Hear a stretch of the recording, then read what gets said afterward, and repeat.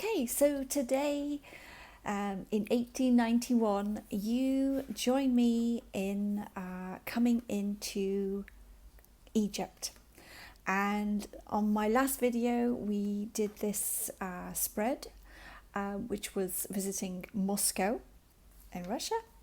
And the next stop is Cairo in Egypt. So I'm going to do a quick journal with me, just to describe where I get my ephemera from, how I approach it, and what I'm doing in this particular journal. So today's entry is on the 30th of August 1891. It was an afternoon where we anchored at Port Said. Walking up the beach ankle deep in sand, we came to the main street. Instantly we were surrounded by Arab boys. There were burros of all colours, sizes and shapes, and the boys would cry out to ride with them. We went to a small gambling house, but the more time we spent here, the less we had to spend in shops. But I did have the determination not to buy anything, as I was anxious not to increase my baggage. I withstood the temptation to buy laces and quaint Egyptian curios, and managed to content myself by buying a sun hat and a puggaree to tie around it, as is customary in the East. I saw old houses with beautifully carved wood fronts that would have been worth a fortune back west, occupied by tenants that were unmistakably poor. So in each of my journal places or destinations, I write a little bit about that. Some of the story I have taken directly from Nellie Bly's book of Round the World in 72 Days. Other times I will just Google, go on Wikipedia, find out a little bit of what was going on at that particular time in that particular place, and I will write about it as if I was there and experiencing it. So that's kind of what I'm trying to do throughout this journey. So in terms of decorating the page, I basically start online. I go online, I look for as much ephemera, mainly photographs, or whether it be design or anything that reflects the era and that location. So for Egypt, I found, I actually had a guide, an old book that I picked up when I actually visited Cairo some years ago, and I found this lovely sort of drawing in that book, so I'm going to use that. And I just teared the edge, and I've distressed the edges of all of the ephemera with just some Tim Holtz distress ink. Then I found this very old kind of etching of Port Said in around the late 1800s, so I've also going to include that. I've just torn the edge just to make it look a little bit more older, and again distressed the edges. And I found this other lovely kind of etching drawing as well of, I think it actually says there, a distant view of the pyramids with the sunrise or sunset just there behind. So I thought those would be nice to include on the page. Then I also found, again in the same book, guidebook, I found some old photographs of the some of the discoveries they made during the excavations of Tutankhamun and all of that. So there was this huge room full of finds from there, so I thought I'd include a bit of that. Again, I found another picture of Port Said and the native quarter, again in that era. Obviously I had to include some kind of the Egyptian paintings on the Paris glass paper, so I've also going to include some of that. I found these fantastic photos of and an etching of a group in the Victorian era that visited Egypt to do some archaeological and excavation work, and so I'm going to include those. There's 3 women there who were doing etchings and drawings of some of the old architecture. I also mentioned in my journaling that I bought a sun hat with a puggree, so I've included that as well, a picture of a hat. And then I have, I think these are from Graphics Fairy actually. It's kind of strips of washi tape on a sheet of paper that they created with some hieroglyphics on it. So I've just used some bits and pieces of that, and I've just again distressed the edges, and I'll use that to kind of look like I've stuck down the photos with these tapes rather than obviously glue, which to be fair she wouldn't have had in those days, although she might have mixed flour and water perhaps. I've got a little tab that I'm going to add to this page as well. And then just to finish off, I'm going to, obviously I've created these just on my computer and printed them onto clear label paper, and these are just the names of the places I visited. So what I decided to do is, on this side I wanted to cover up quite a bit of this music sheet paper here.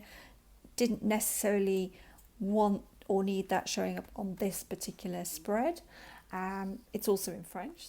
So I thought I'd put this in the corner over here. So I'm using this super thick tacky glue, which dries a little bit quicker than the sort of kind of thinner white glue. I either use this or the kind of glue stick, and I find this is just a little less messy, to be honest with you. I usually get the glue stick all over me, all over my fingers and everything. And you don't need to worry about putting kind of page scraps paper down and stuff like that. So that'll go there. Then I think I think I'm going to cover this music paper up, so I'm going to put this in the corner over here. And I'm going to try and do not all of my pages on video, but I will record as many as I can. I am actually now travelling for real, not virtually, next week. So I go back to the UK to see my mum, who I haven't seen for almost 2 years. So because of obviously the pandemic and everything, so I'm really looking forward to that. And it will be really nice to actually do some real travelling. So I think then in this corner as well, I like to put this picture here, and I think that might go to top. So I've just torn the edges of this. Yeah, I think that'll go there. So yeah, I'm really looking forward to kind of getting away. I'm lucky in that what I do is a kind of day job. I can pretty much do anywhere in the world as long as I have a laptop and a phone. So I'm going to be working while I'm away, but I will hopefully also take some time off. I think I'll actually overlap that, which will be lovely too. I'm just at the moment debating how much stuff I take with me to journal. I can't kind of bear the thought of actually going away for 3 weeks and not doing any creative or journaling at all.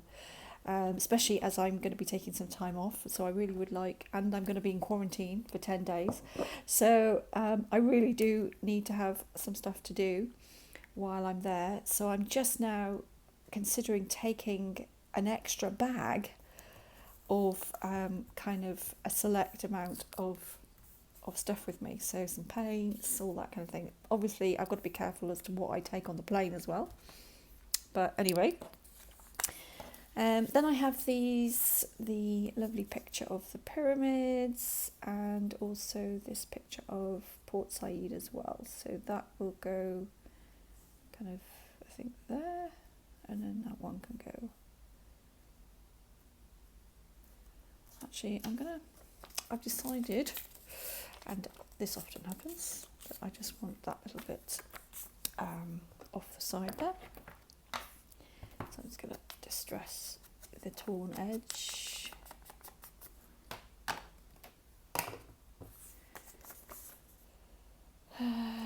And then that will go kind of like that, I think. Yeah. So I hope everybody is having a great week, and you're getting to do lots of lovely journaling and creative projects. I really make creative and journaling part of my everyday routine, so I don't hide that. It's really part of my life, and I think that's why kind of sort of panic when I think I'm not going to be able to do it for a few weeks. But I think I will definitely be taking. I'll certainly be taking this travel journal with me, because in that I am attempting to do this whole project in 80 days, and I have a lot of places to visit. I can't actually afford to take 3 weeks off this, so I am going to be taking this with me and working on it while I am away. So I might not be videoing it, but certainly I'll be working on pages, and later on I can do a flick through of the pages that I've done. So I think we'll put these photos in the corner here.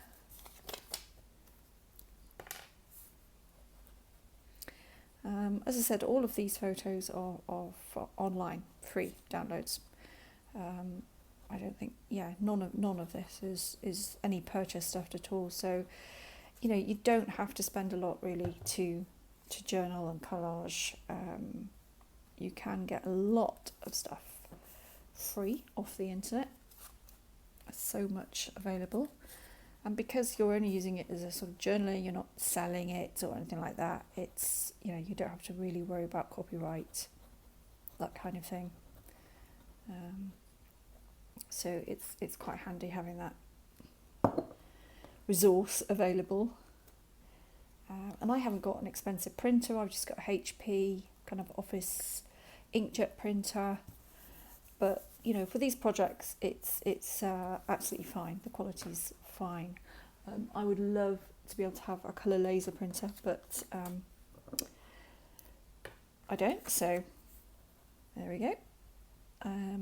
I've also been looking at these small portable printers as well, but that's gone on a Christmas list. I think the one I want is quite expensive, so that has definitely gone on a Christmas wish list. So I'm going to put Netty's hat that she bought just there. Okay, so I also wanted to add this tab on here. These, I can't remember where I got these from. I think these are Graphic Fairy. Oh wait, no. These might have been from a travel pack I bought on Etsy. I'll remember, and I'll put the link in below the video. But these come sort of already kind of drawn out. You just cut them out, and obviously I've distressed the edges as well. So I'm just going to add, I've already got one tab on this page. I'm going to make this come about there, a little bit further down, around there, I think. Yeah.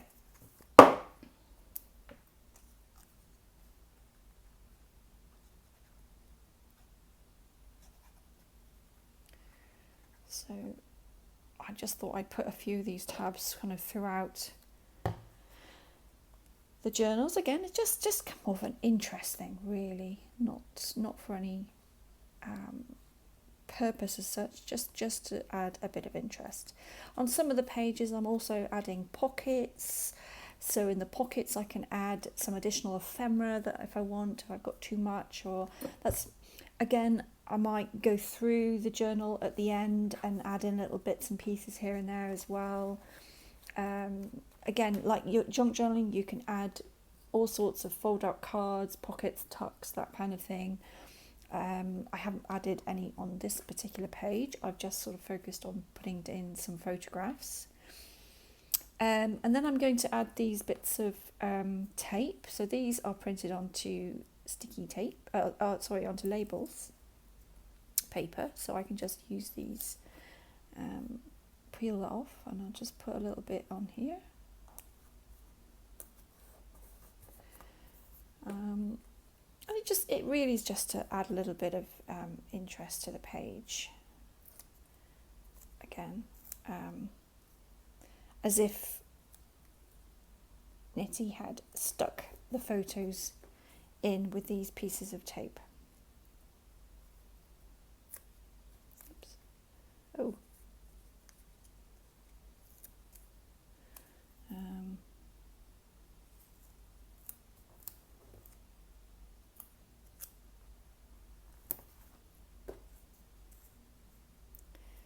This is just finishing off the page, really. And I think one of the most interesting parts of this project is learning about the different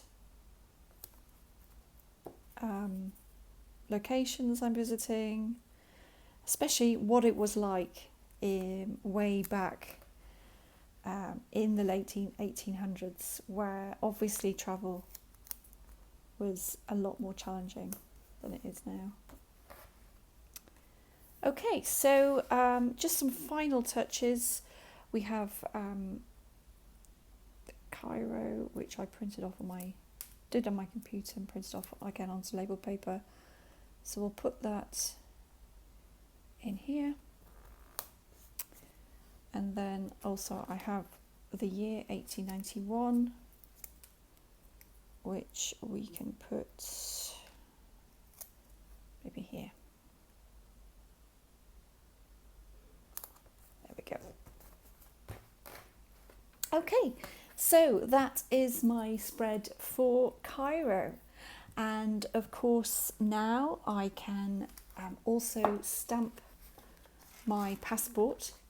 So as part of my project, I created these inserts and have got the passport, and I will go ahead and get my stamp that I've been using, and I can now stamp off Moscow and Cairo.